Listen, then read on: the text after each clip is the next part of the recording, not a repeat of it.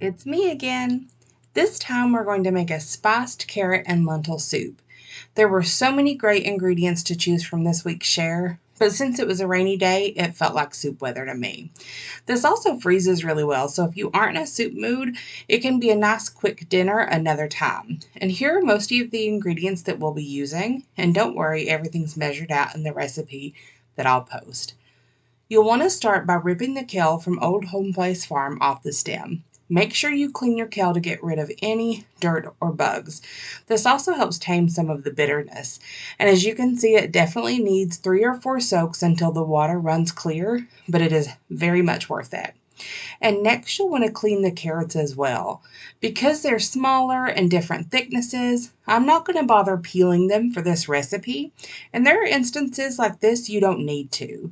It leaves in some of those nutrients as well. So after I clean these, they're going to roast with an onion and bring out that sweetness.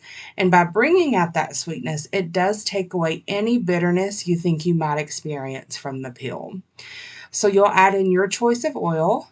Here I'm using avocado. Mix it up well, add salt and pepper, and then you'll get them in the oven at 400 degrees for 20 minutes.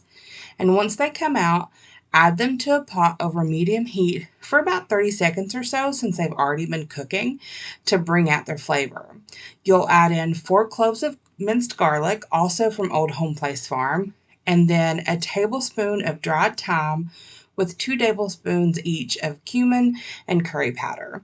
And you'll want to stir that around for another 30 seconds until it becomes really fragrant. And curry powder is an Indian blend of spices, which can include turmeric, coriander, salt, black pepper, chili, allspice. And in India, there are a lot of different types of spice blends. So this is more generic, not truly authentic, but it is really, really delicious here. And if you don't have curry powder on hand, you can double the cumin here. It's a different vibe, but it's going to give a mellow spice flavor to your dish. And for a closer match, you can add a lot of black pepper and some dried chili powder. Then you'll add in 2 diced tomatoes from Happy Hen's Homestead. I originally thought I'd use 3, but 2 went a long way. And you'll cook that for 30 seconds to a minute to help enhance all those great flavors. And after that, you're going to be adding in your broth. And I normally use veggie broth to make this a vegan dish, but today I have some beef broth I need to use up, as you can see from the little cold fat pieces on top.